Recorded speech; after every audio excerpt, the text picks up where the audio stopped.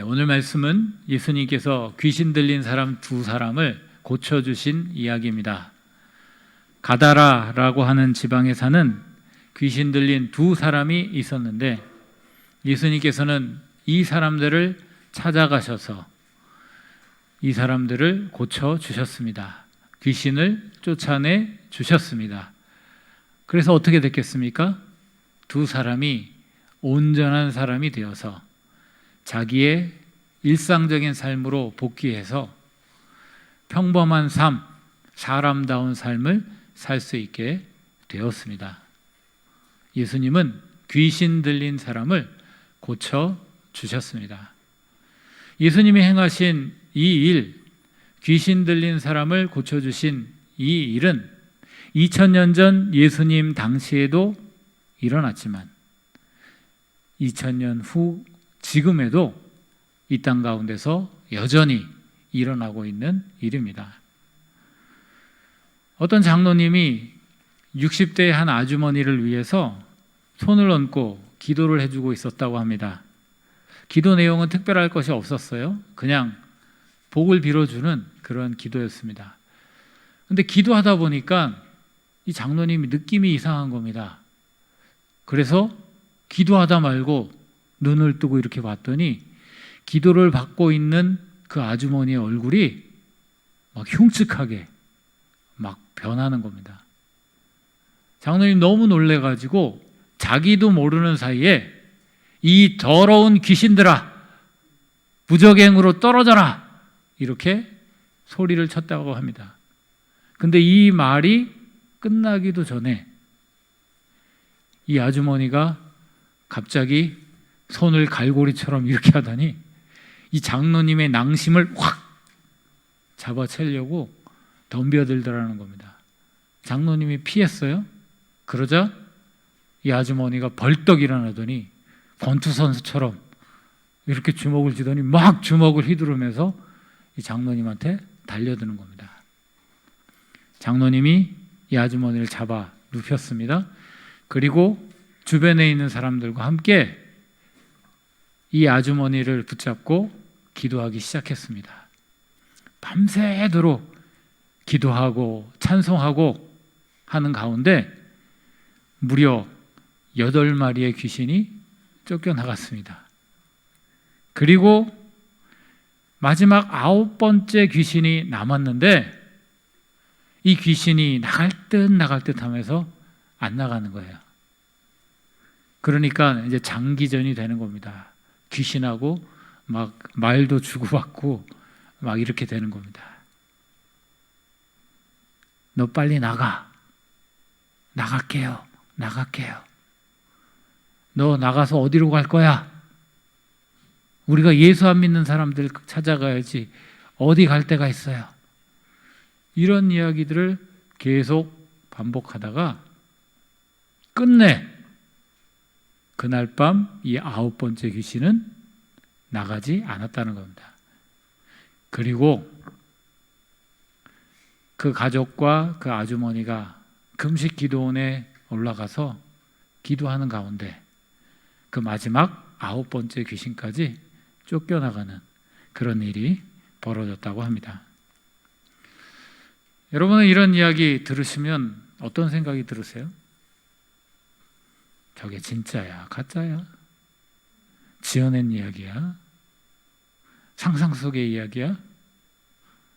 아마 여러분 가운데 이렇게 생각하는 분도 있을지 모르겠습니다. 충분히 이해합니다. 직접 보기 전에는, 직접 경험하기 전에는 믿어지지 않으니까요.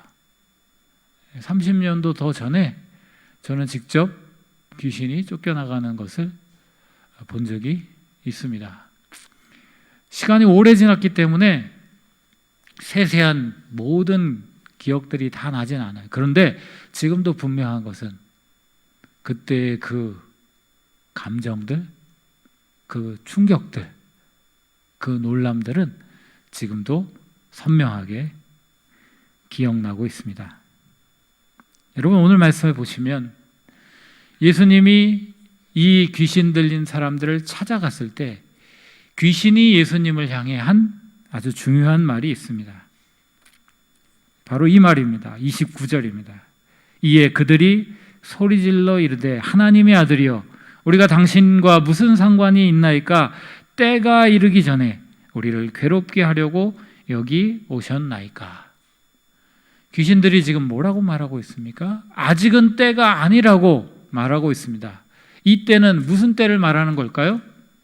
우리 주님께서 사단을 비롯한 모든 귀신들을 굴복시키셔서 저 지옥의 무저갱에 완전히 가둬버리시는 그 때를 말하는 겁니다. 귀신도 알고 있어요. 우리 주님께서 때가 되면 자신들을 완전히 결박시켜서 지옥에 쳐넣을 것이라는 사실을. 그런데 이 말을 뒤집으면 무슨 뜻입니까?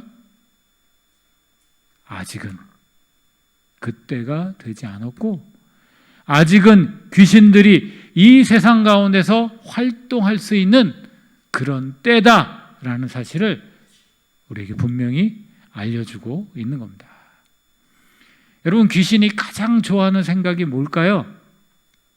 이 세상에 귀신은 없어라는 생각입니다. 이 세상의 과학이 이렇게 발전해가고 세상이 이렇게 개벽됐는데 아직도 귀신 타령이야. 귀신이 어딨어? 눈에 보이는 것이 전부고 우리가 만지고 우리가 경험하는 이것이 전부지. 눈에 보이지도 않고 실체가 있는지도 알 수 없는 귀신이 있다고 이렇게 생각하는 것이야말로 귀신이 가장 기뻐하는 생각입니다. 믿지 않는 사람들은 그렇게 생각할 수 있어요. 하지만 믿는 자조차도 그렇게 생각하는 것은 깨어있는 것이 아니고 귀신의 속임수에 걸려 넘어간 것입니다. 여러분, 오늘 말씀은 귀신 들린 자라고 이야기를 하고 있습니다. 여러분, 귀신 들렸다는 것이 무슨 의미일까요? 귀신 들렸다라는 말은 귀신에 완전히 굴복되어서 귀신이 그 사람을 온전히 좌지우지하는, 그 사람은 껍데기만 남은 그런 상태를 말하는 겁니다. 여러분, 귀신은, 성경에서 말하는 귀신은 어떤 존재죠? 사탄의 쫄개들이 귀신입니다. 그런데 이 귀신들은 이 세상 가운데서 어떤 일을 하고 있습니까? 바로 우리 사람들을 유혹하고 우리 사람들을 괴롭히고 궁극적으로 더 나아가서 우리 사람들을 완전히 굴복시켜서 자기의 소유로 삼고자 하는 이 일을 귀신은 지금도 하고 있는 겁니다.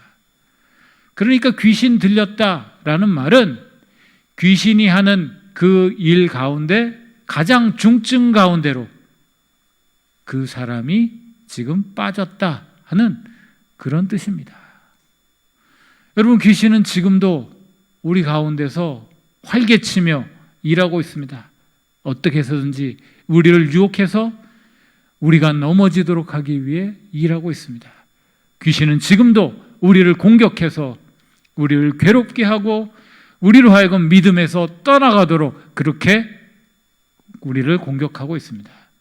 그리고 더 나아가서 귀신은 믿지 않는 자들을 공격해서 그들이 완전히 귀신에 굴복해서 귀신에 사로잡힌 껍데기와 같은 그런 자들이 되도록 지금도 공격하고 있는 겁니다. 우리는 이 사실을 똑바로 알고 이 귀신이 어떻게 일하고 있는지를 분명히 알며 이 귀신과 맞서는 사역을 우리가 감당해야 하는 것입니다.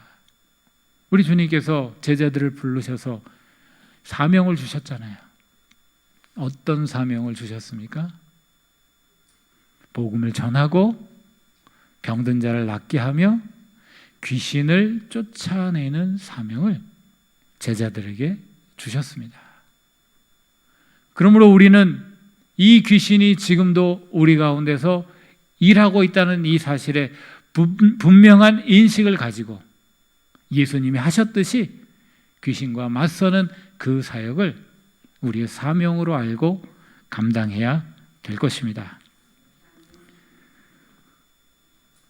오늘 말씀을 보시면 예수님께서는 이 귀신을 쫓아내시되 사랑과 긍휼의 마음으로 귀신 들린 사람을 위해서 귀신을 쫓아내셨습니다. 여러분, 이 귀신 들린 사람들이 오늘 말씀해 보니까 어떤 형편에 있다고 말하고 있습니까? 28절 말씀을 보십시오. 귀신 들린 자 둘이 무덤 사이에서 나와 예수를 만나니 그들은 몹시 사나워 아무도 그 길로 지나갈 수 없을 지경이더라. 귀신 들린 사람이 어디 살고 있습니까? 무덤가에 살고 있습니다. 그런데 귀신이 그들로 하여금 몹시 사납게 행동하게 해서 그나마 원래도 무덤가기 때문에 사람들이 많이 안 다니는데 다니던 사람들의 발길이 완전히 뚝 끊어진 그런 상태로 이 사람들이 살고 있었다는 겁니다. 어떤 상황인지 여러분 상상이 되세요? 사람 둘이 무덤가에서 아무 사람도 없이 가족들도 없이 혼자 살아가고 있는 겁니다. 사람은 사람인데 짐승같이 그렇게 살아가는 그러한 삶이죠. 얼마나 안타깝겠습니까? 여러분, 저는 신방을 하다 보면 가끔 내가 미처 몰랐던 교인들의 아픔을 발견하게 되는 경우가 있어요. 그 중에 한 가지가 뭐냐면 자녀가 정신질환을 앓는 그런 경우입니다. 한 가정은 부모님이 교회의 중직자로 신앙생활 잘하는 그런 분들이었습니다. 가정 형편이 뭐 그렇게 넉넉한 편은 아니었지만 평상시 밝게 신앙생활 잘하는 분이라서 그런 문제가 있는지 전혀 몰랐습니다. 그런데 가보니까 수십 년 동안 병을 앓고 있는 아들이 있었습니다. 또 다른 가정이 있었습니다. 이 가정은 어머니가 혼자 교회를 다니고 계셨어요. 이분이 일을 하시는 분이었기 때문에 예배도 평상시 잘 못 드리는 그런 형편이었습니다. 그런데 대신방을 받으시겠다고 해서 그 가정에 가보니까 아들이, 정신병을 앓고 있는 아들이 집에 있었습니다. 이 아들이 군을 제대하고 나서 그때부터 병이 발병해서 지금 50이 넘었는데 지금까지 계속 그 모양으로 집에 있는 겁니다. 가난한 집이었어요. 이 아들을 먹여 살리기 위해서 어머니가 계속 일을 하시니까 연세도 많고 몸은 이곳저곳 다 망가져가지고 정말 힘들게 그렇게 살아가고 계셨습니다. 이런 분들을 보니까 너무너무 안타까운 마음이 들었습니다. 저도 너무너무 마음이 아팠어요. 우리 주님의 마음이 바로 이런 마음이었던 겁니다. 오늘 본문을 보면 예수님이 이곳으로 찾아가셨어요. 모든 사람의 왕래가 끊어진 그곳에 예수님이 찾아가셨다고요. 왜 가셨습니까? 그들을 불쌍히 여겼어요. 그들로 하여금 그들이 겪고 있는 그 문제로부터 그들을 해방시켜 주시고자, 그들을 풀어주시고자 예수님께서 그들을 찾아가신 것입니다. 예수님의 이 긍휼히 여기심이 기적을 만들어내고 그들로 하여금 귀신의 결박으로부터 풀어 자유케 하는 능력이 나타나게 된 것입니다. 여러분, 그런데 오늘 이 말씀을 보면서 어떤 분들은 의문을 갖는 그런 분들도 있습니다. 어떤 의문일까요? 왜 예수님께서 이 사람을 고쳐주시는데, 이 귀신 들린 사람들의 귀신을 쫓아내시는데 하필이면 돼지떼들에게 들어가라고 허락하셨을까? 많은 분들이 여기에 궁금증을 갖고 의아하게 생각을 합니다. 그럴만하죠. 사실 예수님께서 그냥 귀신들이 예수님께 사실 요청한 거 아닙니까? 우리로 하여금 저 돼지떼에 들어가도록 허락해 주십시오. 귀신들이 예수님께 부탁했잖아요. 이렇게 부탁했을 때 예수님이 안 돼! 그러셨으면 그 귀신은 쫓겨나가고 돼지떼들은 멀쩡히 살고 다 좋았을 텐데 왜 예수님께서 그 귀신들에게 허락해 주셔서 이런 끔찍한 일이 벌어지게 되었을까? 아, 돼지들 너무 불쌍해. 또 돼지가 다른 성경에 다른 복음서를 보면 2,000마리라고 이야기를 하고 있는데 2,000마리면 돈이 얼마야? 너무 아까워. 이런 생각이 드는 것이 우리의 솔직한 마음이죠. 그런데 예수님이 왜 이렇게 귀신에게 허락하셨는지 우리는 알 수 없지만 우리는 예수님이 그렇게 허락하신 그 일을 우리가 알 수 없다고 해서 비난할 수는 없는 것입니다. 예수님이 돼지떼에게 들어가도록 귀신들을 허락해 주신 이 사건은 한 가지 분명한 사실을 우리에게 알려줍니다. 그게 뭘까요? 예수님은 2,000마리의 돼지떼보다 이 두 사람의 생명을 더 귀하게 여기신다라는 사실이 바로 그것입니다.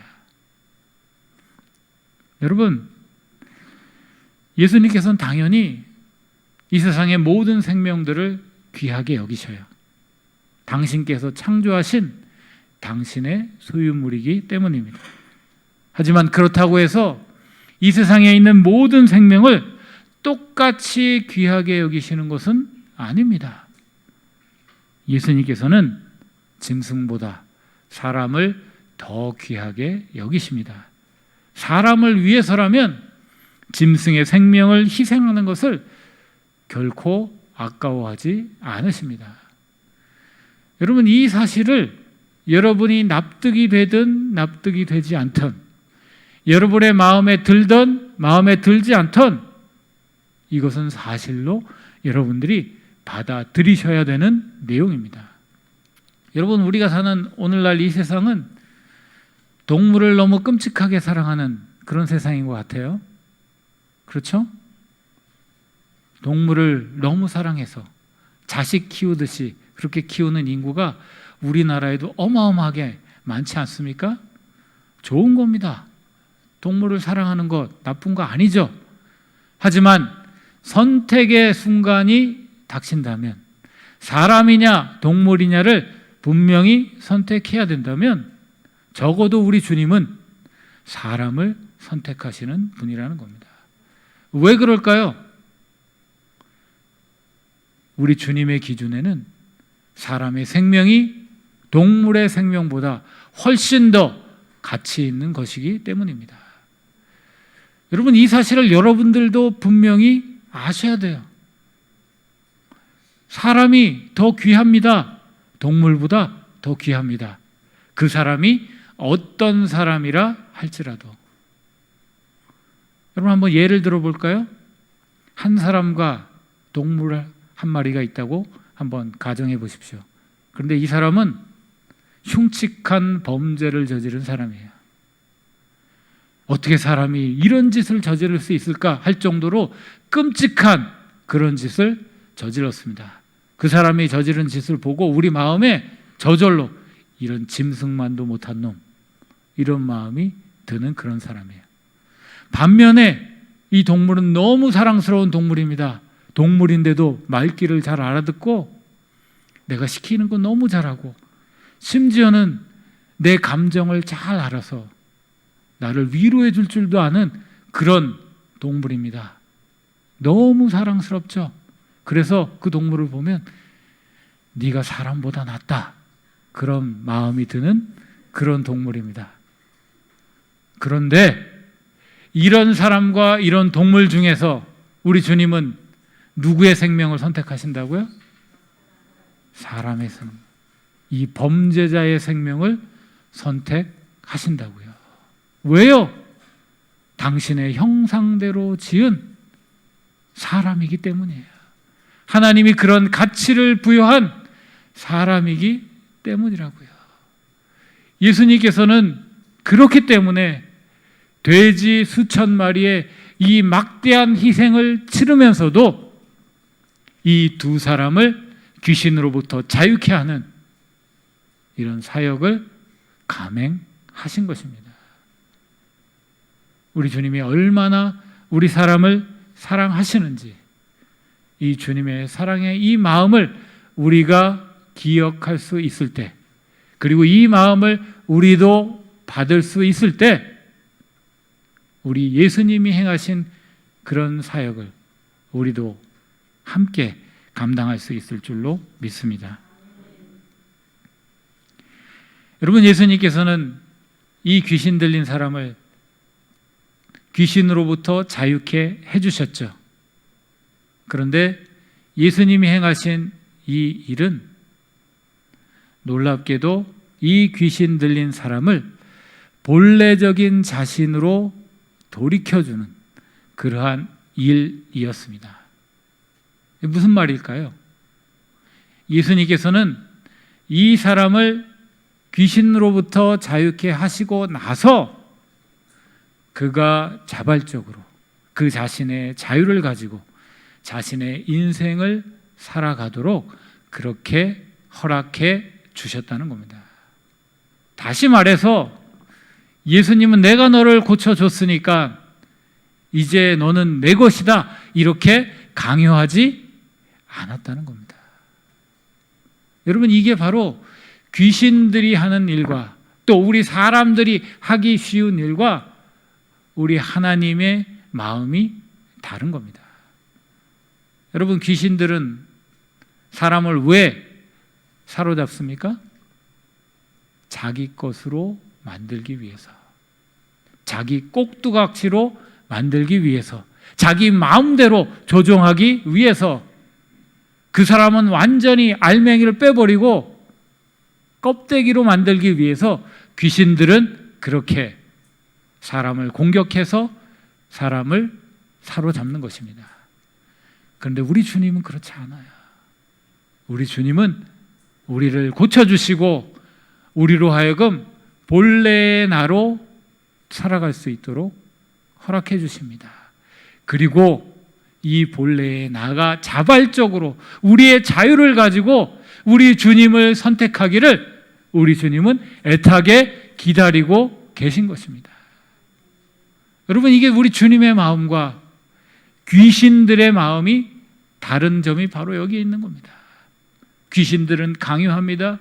귀신들은 자기 뜻대로 합니다. 하지만 우리 주님은 우리를 자유케 하시고 그 자유로 스스로 선택하도록 기다리시고 인내하시고 참아주시는 그런 분이라는 겁니다. 우리 주님의 이 치유의 능력이 바로 이와 같기 때문에 이 치유가 온전한 치유가 될 수가 있는 겁니다. 여러분, 우리가 누군가를 돕는다고 하잖아요. 그럴 때 우리가 하는 이 도움의 행위가 많은 경우에 부작용을 낳는 경우가 있죠. 왜 그럴까요? 우리의 도움이 그 사람을 그 사람 되게 하지 못하고 그 사람을 종속되게 만들기 쉽기 때문입니다. 돕는 사람은 도와줬기 때문에, 도움을 받는 사람은 도움을 받았기 때문에 서로 간에 종속되는 관계, 개체와 개체로 서지 못하고 주님이 원하시는 온전한 사람으로 서지 못하고 그렇게 어그러진 관계로 무너지기 쉽다는 겁니다. 그런데 우리 주님은 우리를 낫게 하시되 온전한 개인으로, 온전한 사람으로 그렇게 치유해 주시는 그러한 주님이시라는 겁니다. 우리 주님의 이 놀라운 은혜로 인해서 이 자리에 있는 우리 모두가 주님 앞에서 자유인으로 주님의 백성으로 살아가는 줄로 믿습니다. 여러분의 지금 신분이 바로 그와 같은 신분입니다. 그러므로 그 신분을 여러분 스스로 혹은 다른 이유 때문에 다른 것에 얽매이지 마시기를 바랍니다. 여러분은 귀신을 포함한 그 어떤 것에도 절대로 얽매이지 않을 수 있는 그런 권세를 주님으로부터 받은 자들입니다. 주님이 주신 그 자유를 가지고 이제 자유인답게 주님을 더욱더 사랑하며 주님께 순종하며 주님의 뜻을 위해 살아가시는 여러분들이 되실 수 있기를 바랍니다. 그리고 더 나아가 우리 주님이 행하셨던 것처럼 여전히 귀신의 유혹을 받고 귀신의 공격을 받으며 귀신에게 사로잡힌 믿지 않는 많은 사람들을 우리와 같이 자유인으로 돌이키는 사역에 주님의 손에 붙잡힌 바 되어 쓰임받는 여러분 모두가 되실 수 있기를 바랍니다. 우리 함께 기도하도록 하겠습니다.